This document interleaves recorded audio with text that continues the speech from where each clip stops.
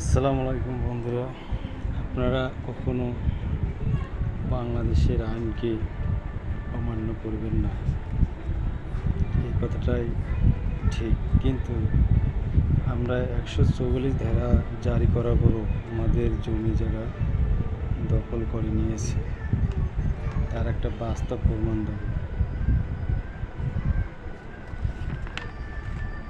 আমরা প্রথমে থানায় অভিযোগ করি, এটা হচ্ছে থানার অভিযোগপত্র,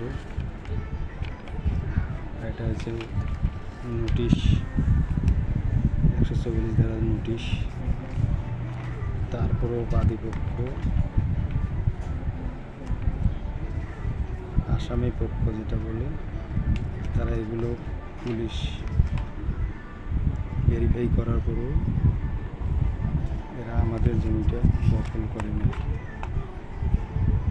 বাংলাদেশে আইন বলতে আছে, এটা আমার সন্দেহ হয়।